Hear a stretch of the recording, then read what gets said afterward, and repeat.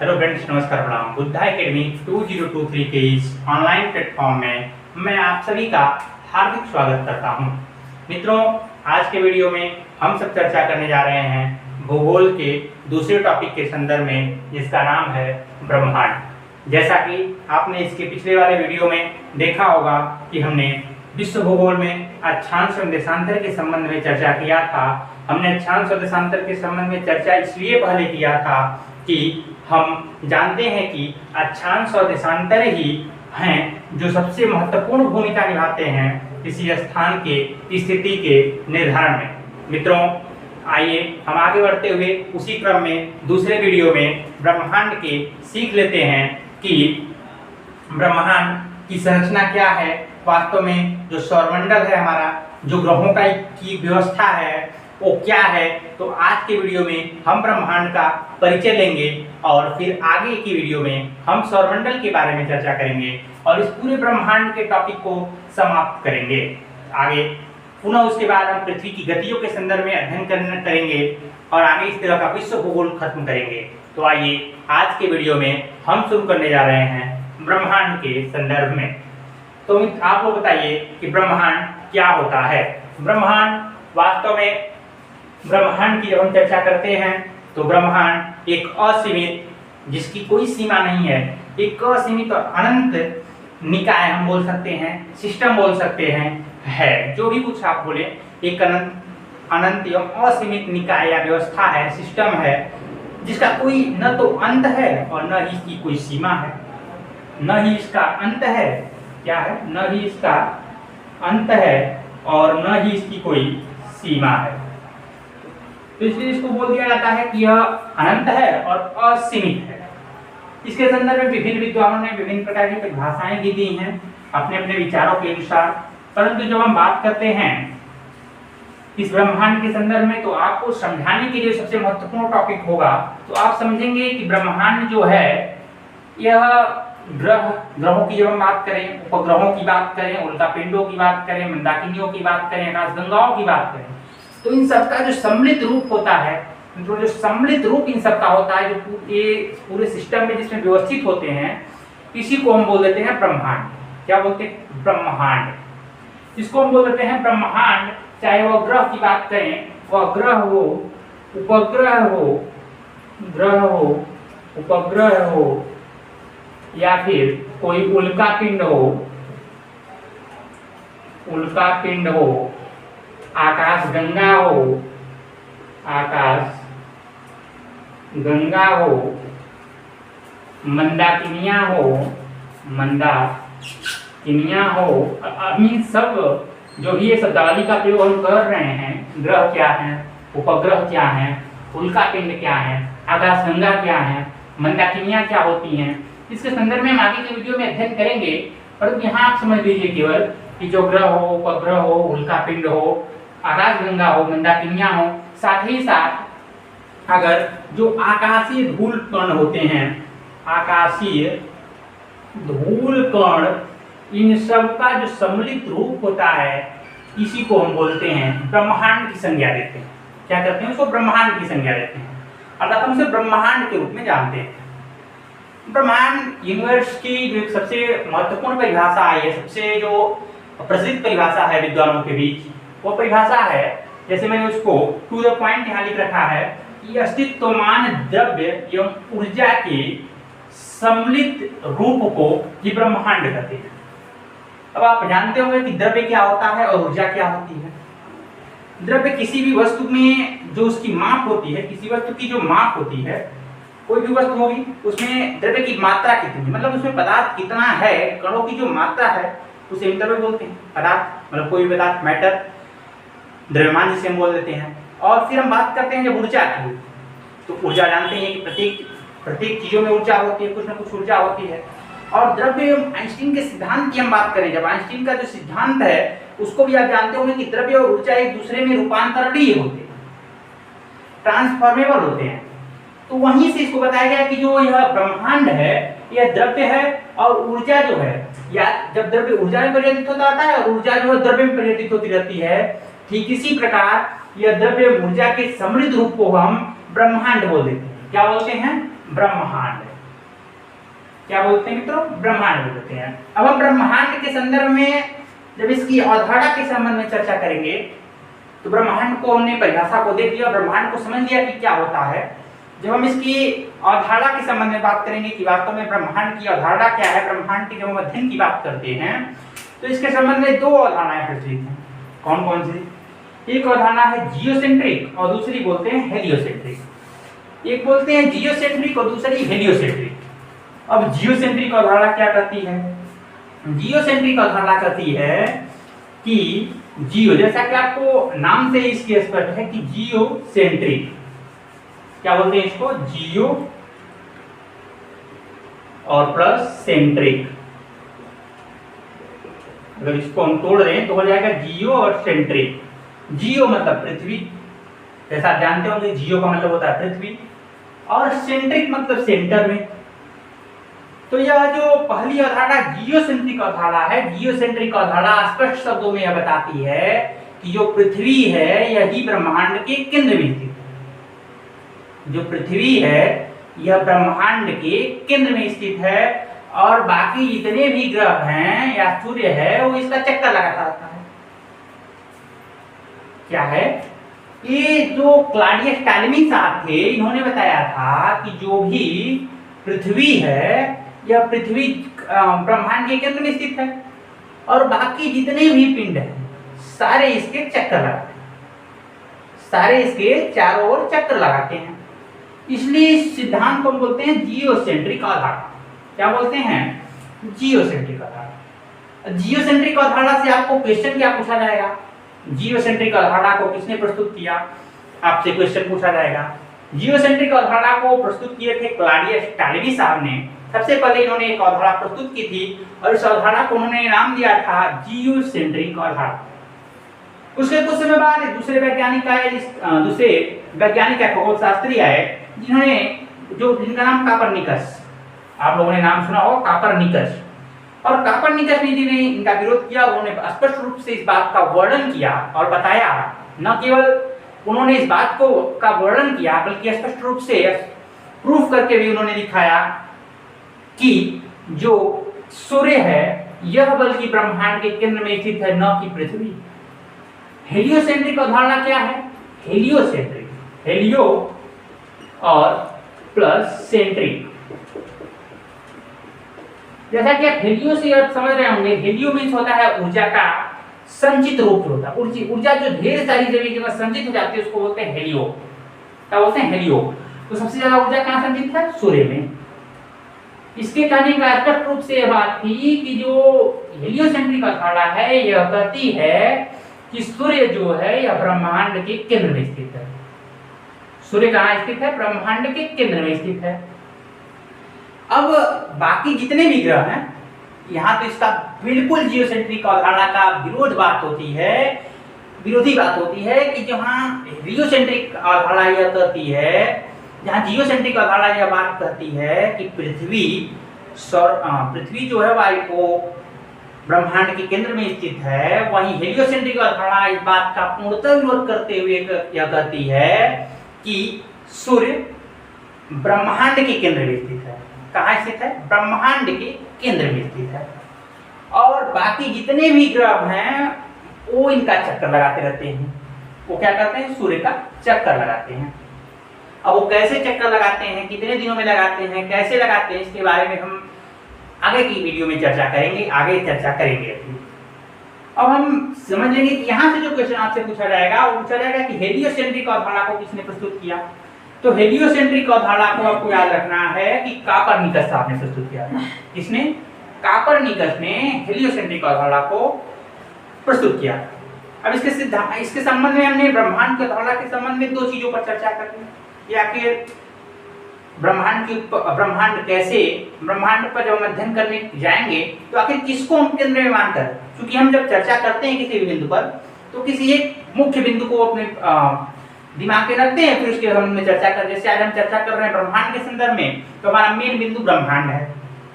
ठीक इसी प्रकार जब हम किसी भी बिंदु के बारे में चर्चा करते हैं तो हमें किसी न किसी को केंद्र में रखना होता है। क्या करना? केंद्र में रखना होता है, जिसमें हमें चर्चा करनी होती है। तो फिर हम आप बात करते हैं अगर आगे ब्रह्मांड की उत्पत्ति के संदर्भ में। कि आखिर ब्रह्मांड की उत्पत्ति हुई कैसे है। ब्रह्मांड की उत्पत्ति कैसे हुई, इसके संदर्भ में विभिन्न विद्वानों का विभिन्न मत है और आज तक भी यह अवधारणा क्लियर नहीं हो पाई है कि वास्तव में पृथ्वी की उत्पत्ति या माने कि ब्रह्मांड की उत्पत्ति कैसे हुई।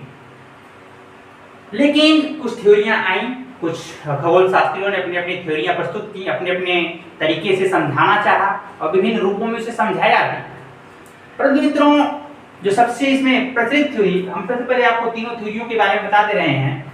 पहली थ्योरी आई थी महाविस्फोटक सिद्धांत थ्योरी, जो सबसे फेमस थ्योरी है, जिसे आप बिग बैंग थ्योरी के नाम से भी जानते हैं। क्या बोलते हैं उसको? बिग बैंग और थ्योरी। क्या बोलते हैं? Big bang theory. यह बिग बैंग की थ्योरी ही है जो महाविस्फोटक सिद्धांत है, इसी को हम बोलते हैं बिग बैंग थ्योरी। और सबसे महत्वपूर्ण अगर साबित हुआ है कोई, सबसे नजदीक तक कोई पहुंच पाया है, या हम माने कि जो विश्व पटल है, विश्व पटल में जो सबसे ज्यादा भूगोलवेत्ताओं ने माना है वो इसी को माना है। महाविस्फोटक सिद्धांत सबसे स्पष्ट साबित हुआ। दूसरी हम बात करें तो स्थिति सिद्धांत है। अभी हम महाविस्फोटक सिद्धांत पर विस्तार से चर्चा करेंगे। दूसरा सिद्धांत है स्थिति सिद्धांत। स्थिति सिद्धांत को एलन गुथ साहब ने प्रस्तुत किया था। जिस प्रकार महाविस्फोटक सिद्धांत को जॉर्ज लेमेत्रे, या कहीं कहीं आप देखेंगे इनको जॉर्ज लेमेटेयर भी लिखा होगा, तो क्या लिखा है इस पर चर्चा नहीं करना है। आपको देख लेना है कि जॉर्ज लेमेत्रे या जॉर्ज लेमेटेयर दोनों चीजें लिखी हुई हैं। अब दूसरा हम देख लेते हैं कि स्थिति सिद्धांत को एलन गुथ साहब ने प्रस्तुत किया था। ठीक उसी प्रकार सतत सृष्टि सिद्धांत जो है, सतत सृष्टि सिद्धांत थॉमस गोल्ड साहब एवं हरमन बांडी, थॉमस गोल्ड एवं हरमन बांडी, इन दोनों लोगों ने इस सतत सृष्टि सिद्धांत को प्रस्तुत किया था। एक लाख में एक और सिद्धांत है दोलन सिद्धांत। ये भी बहुत ही महत्वपूर्ण है, लेकिन इसके संबंध में चूंकि स्पष्ट रूप से कुछ वर्णन नहीं है, एक चौथा सिद्धांत कहीं कहीं आपको मिल जाएगा, उसको हम दोलन सिद्धांत बोलते हैं। क्या बोलते हैं? दोलन सिद्धांत। ये भी महत्वपूर्ण है, इसका नाम आप सुने रहिएगा। और इसके बारे में लेकिन अध्ययन नहीं करना आपको अध्ययन करना है केवल महाविस्फोटक सिद्धांत, बिग बैंग थ्योरी के संदर्भ में, क्योंकि आज के समय में सबसे ज्यादा प्रासंगिक अगर है तो महाविस्फोटक सिद्धांत को ही सबसे स्पष्ट रूप से माना जाता है। और सबसे स्पष्ट रूप से अगर किसी ने समझाया है तो महाविस्फोटक सिद्धांत नहीं समझा पाया है अभी तक। अपने अपने रूपों में इन लोगों ने भी समझाया है, चाहे वो हम सतत सृष्टि सिद्धांत की बात करें या स्थिति सिद्धांत की बात करें, पर सबसे स्पष्ट रूप से महाविस्फोटक सिद्धांत ने ही चीजों को क्लियर कर पाया है। अब हम चर्चा कर लेते हैं कि महाविस्फोटक सिद्धांत वास्तव में किस चीज की बात करता है। मित्रों, जब हम चर्चा करेंगे महाविस्फोटक सिद्धांत के संदर्भ में, तो आपको इस चीज को स्पष्ट रूप से समझ लेना चाहिए। जैसा आपने अगर साइंस पढ़ा होगा तो साइंस में एक चीज होती है कि जब भी कोई चीजें एक जगह कंट्रास्ट हो जाएंगी, मान लीजिए कि गुब्बारा है, गुब्बारे में आप देखेंगे बैलून जिसे बोलते हैं, बैलून में जब हम हवा भरते जाते हैं तो बैलून की भी एक क्षमता होती है, और उस क्षमता को जो ही क्रॉस कर जाते हैं हम, तो वहीं बैलून फूट जाता है। क्या होता है? बैलून फूट जाता है। और सारी चीजें, मान लीजिए उसमें हमने मोतियां भर रखी है पहले से, या मान लीजिए कि हमने कांच की गोलियों को भर रखा है उसमें, तो सारी बिखर जाएंगी। क्या होंगी? बिखर जाएंगी। मान लीजिए कि उसी बैलून में हमने 8 गोलियों को भरकर रख दिया, जैसे मैं केवल कल्पना करा रहा हूँ आपको, कल्पना करिएगा कि मैंने 8 गोलियों को उसमें भर करके रख दिया है और मैंने उसमें बैलून में हवा भर दिया। हवा भरने के पश्चात जब जानते हैं कि अब बैलून ब्लास्ट होगा, उस समय वह सभी जो कांच की गोलियां होंगी वो बिखर जाएंगी। ठीक उसी प्रकार जब हम बात करते हैं, महाविस्फोटक सिद्धांत भी ठीक इसी प्रकार से वर्णन करता है और बताता है। महाविस्फोटक सिद्धांत जो है बताता है कि जो संपूर्ण संसार, आज जो पृथ्वी है या हम सारे ग्रह हैं, बुध, शुक्र, पृथ्वी, मंगल, बृहस्पति पर जितने भी ग्रह हैं, ये सारे, या फिर हम जो जितनी भी आकाश गंगाएं हैं, ये सारी एक समय में एक बिंदु पर ही संचित थी। अब इसका क्या मतलब, एक बिंदु पर कैसे संचित हो सकती है? हाँ मित्रों, यह स्पष्ट है कि महाविस्फोटक सिद्धांत के अनुसार, बिग बैंग थ्योरी के अनुसार या जॉर्ज लेमेत्रियर साहब के अनुसार, जो पूरी पृथ्वी है या ब्रह्मांड, पूरी ब्रह्मांड की हम चर्चा कर रहे हैं, तो ब्रह्मांड जो है यह एक बिंदु पर केंद्रित है। और जैसा कि मैंने आपको बताया ही कि जब एक बिंदु पर जब सबसे ज्यादा ऊर्जा संचित हो जाएगी, जब एक जगह ढेर सारी ऊर्जाएं संचित हो जाएंगी, काइनेटिक एनर्जी या फिर दोनों एनर्जी, काइनेटिक एनर्जी या पोटेंशियल एनर्जी दोनों जब ढेर सारी संचित हो जाएंगी तो उन्हें विस्फोट होता है। और विस्फोट होने के पश्चात सारी चीजें बिखर जाती हैं और बिखर जाने के पश्चात ब्रह्मांड का आज रूप ले लेती है। आज भी आप पढ़ रहे होंगे कि वो चीज ब्रह्मांड का विस्तार हो रहा है। आखिर ब्रह्मांड का विस्तार कैसे हो रहा है, इसके विषय में भी हम चर्चा करेंगे। इसके विषय में भी हम चर्चा करेंगे या कि जो ब्रह्मांड का विस्तार हो रहा है इसके बारे में आप बार-बार सुन रहे हैं, यह वास्तव में ब्रह्मांड का विस्तार क्या है और यह क्या बताना चाहता है। वास्तव में आप तो मानते होंगे कि कोई जब निर्जीव चीजें हैं कि जो नॉन लिविंग थिंग्स उनमें वृद्धि कैसे संभव है, वृद्धि कैसे संभव है, तो इसके बारे में भी हम चर्चा करेंगे अभी आगे। लेकिन हम बता दें आपको कि महाविस्फोटक सिद्धांत जो है, महाविस्फोटक सिद्धांत के अनुसार सारी चीजें जो हैं वो एक बिंदु पर केंद्रित थी, ऐसा माना जाता है। और जब सारी चीजें एक बिंदु पर केंद्रित थी तो इतनी ज्यादा यहाँ ऊर्जा संचित हो गई कि एक समय आया कि जब ढेर सारी चीजें और संचित न हो पाई और यहाँ विस्फोट हुआ। एक महाविस्फोट की घटना हुई जिसमें सारी चीजें बिखर गई और बिखरने के पश्चात मित्रों ब्रह्मांड की उत्पत्ति हुई। और सारी चीजें भी जितनी हम आज देखते हैं कि ब्रह्मांड में सारी चीजें व्यवस्थित थीं, ऐसे व्यवस्थित नहीं हो पाई थी। धीरे धीरे चीजें व्यवस्थित हुई अपने अपने जगहों पर और आज भी ब्रह्मांड की उत्पत्ति होती जा रही है, ब्रह्मांड की उत्पत्ति हो रही है, ऐसा माना जाता है। और उसके बारे में हम चर्चा भी करेंगे और स्पष्ट रूप से आपके सामने प्रमाण भी प्रस्तुत करेंगे कि कैसे विद्वान इस चीज को प्रूव कर रहे हैं कि आखिर ब्रह्मांड की उत्पत्ति हो रही है। अभी आगे हम चर्चा करेंगे। अब यह हो गया महाविस्फोटक सिद्धांत। महाविस्फोटक सिद्धांत को जॉर्ज लेमेत्रे साहब ने प्रस्तुत किया और इसको स्पष्ट रूप से व्याख्यायित भी किया उन्होंने। जैसा कि मैंने आपको बताया कि जब सारी चीजें एक जगह केंद्रित थी और केंद्रित होने के पश्चात जब विस्फोट हुआ तो सारी चीजें फैल गई। क्या हुआ? फैल गई और फैलने के पश्चात ब्रह्मांड की उत्पत्ति हुई। अब हम आगे चर्चा कर लेते हैं, इसको हमने फिर एक बार रिवीजन कर लें। इसको महाविस्फोटक सिद्धांत जो था जॉर्ज लेमेत्रे साहब ने प्रस्तुत किया, स्थिति सिद्धांत एलन गुथ साहब ने प्रस्तुत किया और सतत सृष्टि सिद्धांत जो था ये थॉमस गोल्ड एवं हरमन बाडी साहब ने प्रस्तुत किया। अब आकाशगंगा या पृथ्वी की आकाशगंगा जो है इसके विस्तार के संबंध में एक बहुत ही महत्वपूर्ण सिद्धांत आता है डॉपलर प्रभाव। प्रकाश के संदर्भ में आपने डॉपलर प्रभाव को पढ़ा होगा। क्या पढ़ा होगा? डॉपलर प्रभाव प्रकाश में आपने पढ़ा होगा। ठीक उसी प्रकार यहाँ भी खगोल शास्त्र में भी एक डॉपलर प्रभाव नाम का सिद्धांत है। क्या है?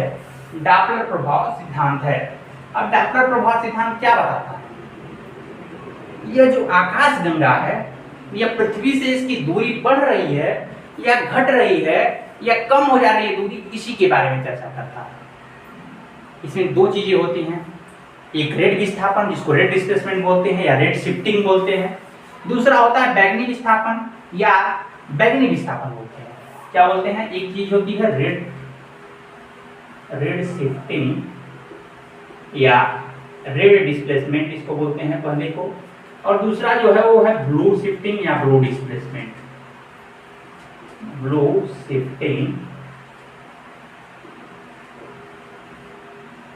शिफ्टिंग या फिर रेड शिफ्टिंग। क्या बोलते हैं? ब्लू शिफ्टिंग या रेड शिफ्टिंग।